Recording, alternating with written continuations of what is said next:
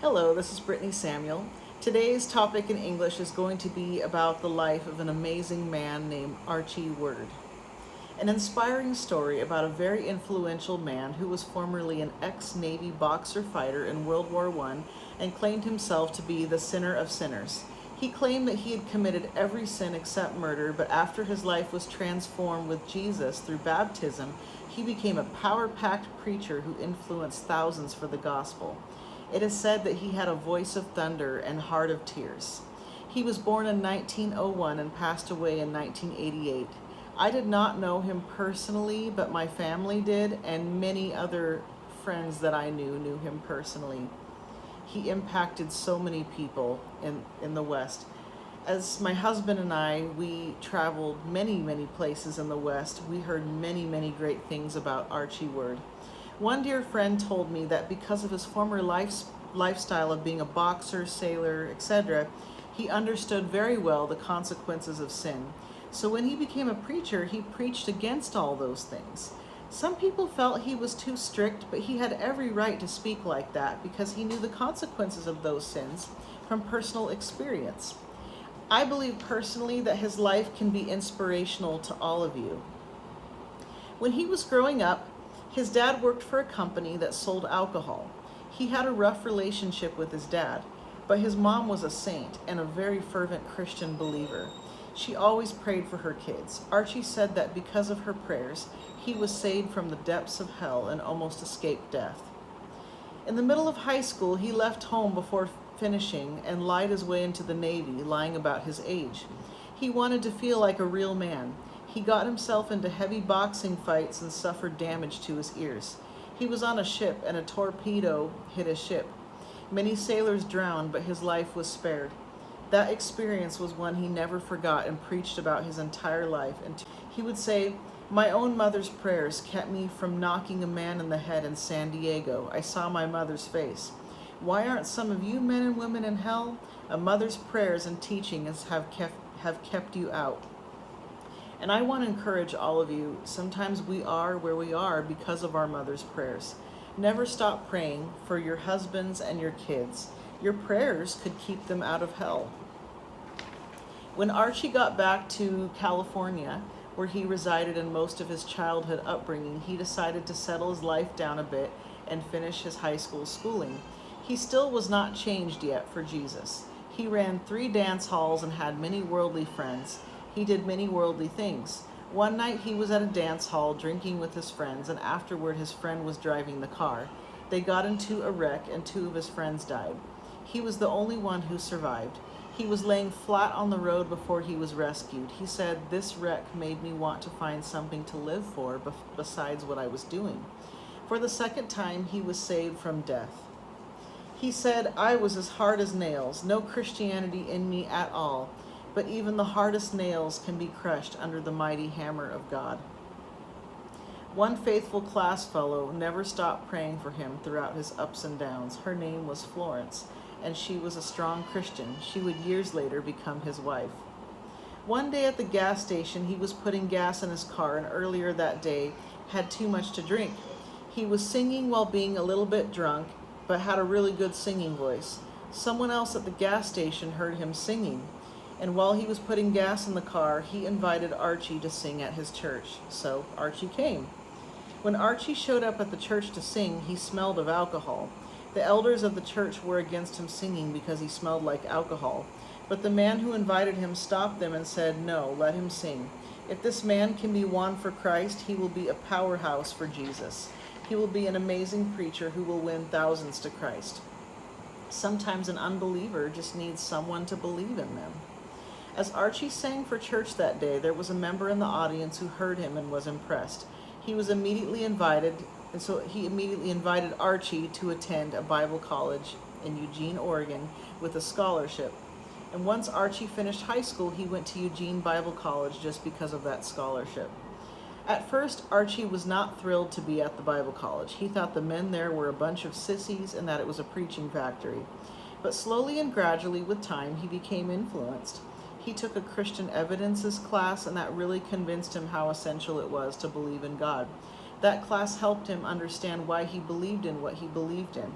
The Bible college professors taught very good classes which strengthened his faith, and the faculty and students prayed greatly for him. Finally, Archie decided to fully surrender his life for the Lord. After Archie's baptism, he was a changed life. He learned how to preach and got some practice. He made friends at that Bible college who would later influence other churches and Bible colleges all over the U.S. Archie said in his book, there is a book, by the way, written about him. You can find it in the West, and it's about the life of Archie Word, and the title of this book is called Voice of Thunder, Heart of Tears, and you can search it online and order it if you want. So I am quoting some various quotes throughout this book. In one quote, he said, "I cannot tell why the Lord chose me to preach. He knew my weaknesses. He knew of my past mistakes and waywardness. He knew I had made some miserable failures, but he chose me. And he has blessed my ministry, and it will always be a mystery to me. I can't explain why he ever gave me a second thought. There are some things we must leave to God." Another quote, he said, "Christ makes the difference between heaven's hope and hell's despair." In that time, Archie got married to his wonderful wife, Florence, and he greatly credits her prayers for him as well as his mother's. Archie quoted, "It was through your prayers and mother's prayers that I am where I am now. You have changed my life by your example, prayer, and gentle influence more than anything or anybody. Truly, we have a wonderful work ahead of us. Through God's guidance and watchful care over us, we shall succeed in enlarging Christ's kingdom." And he wrote this to his wife. So his wife, Florence, was a wonderful lady, and he and her raised 6 children. Florence was an amazing support to Archie's ministry as he traveled all over the USA holding revivals all over the country. In addition, she held the fort at home and was an amazing mother to their 6 children. It is very essential for a wife to support her husband, especially if her husband is doing ministry. It's very essential for a wife to support her husband. A husband's ministry can only be successful if his wife is behind him. A good wife makes a huge difference in a man's life and his work for the Lord. At every meeting, there were people who came to Jesus. There were people ready to fully surrender their lives to the Lord and ready to get baptized. There were people who had previously been baptized but who were ready to rededicate their lives. And in addition to that, there were people ready to go to Bible colleges and become preachers, and others willing to go to Bible college to serve Jesus in ministry. Archie ministered to everybody. He was not afraid to talk to the worst of sinners, for he could understand them. He talked to drunkards, people who had been involved in worldly sin, people in prison, everybody. His life was absolutely amazing. One time, the president of the USA contacted him, who was Franklin Roosevelt, and asked him to write a letter about the conditions in his community and advice on how the government can better serve their people. Archie said, "Sin is what we are having to fight here." He advised that the government can set aside a day of prayer for righteousness, encouraging regular church attendance, and most of all, men in high places setting a proper example. He said, "I do not believe that you can legislate men into being good. Preachers can preach their lungs out and run their legs off, but if there is no high example, it is almost impossible to get the common folk to live right." On one visit of his travels, he went back to his hometown and saw many of his old worldly friends that he used to have. They wanted to see this changed person, yet he won many of them to the Lord. Afterwards, one night, his preacher friends saw him crying in the basement. He said, "One of the people who came forward was my former worldly friend," and, well, he couldn't finish his sentence. He said he and his friend committed some big sins when they were young, and Archie was crying, thinking about what a horrible sinner he used to be. He was definitely feeling the effects and the consequences from those sins. He was feeling very bad for the sins he used to commit.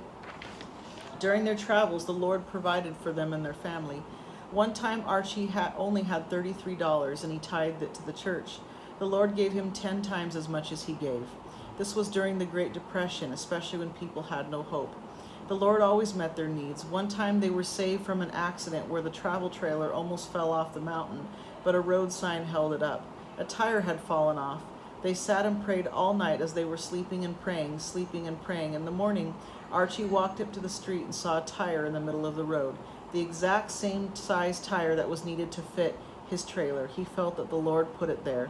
That was an experience that he would never forget. So Archie truly felt that sin must be addressed and preached about. One could not fully surrender their life to Jesus if they did not feel convicted of sin.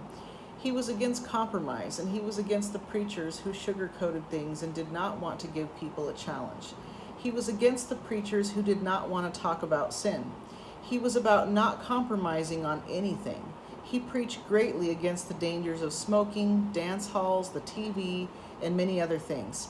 He would rather face God on Judgment Day and be able to tell him that he warned the people before going to hell than to not tell them anything and let them go to hell. Archie had a list of recommendations for every new believer and the things that they must stand by. Here's what those things were. Number 1, read your Bible every day. 2, pray about everything that comes into your life. Number 3, stay away from bad people. Number 4, try to bring someone else to Jesus and begin working on it right away. Number 5, seek always to do those things which will glorify the Lord. Ask yourself, what would Jesus do? Number 6, do not miss the Lord's Supper, the preaching, or the prayer meeting. Number 7, give regularly to the cause of Christ, for a habit of systematically giving the tithe to the Lord, plus an offering. Number 8, cooperate with the preachers, elders, and fellow Christians. In unity, there is power. Number 9, trust in the Lord and never become discouraged. Number 10, keep in mind that this is not our home, but that we are on our way to heaven. It is better to go to heaven from a poor house than to go to hell from a palace. He quoted so many wonderful quotes in his book. And again, if you look up his book online about the life story of Archie Word, Voice of Thunder, Heart of Tears, you can find many, many more amazing things that he said. And I want to rest this message on Ephesians 4:20 to 24. Look it up. And may you have a great day.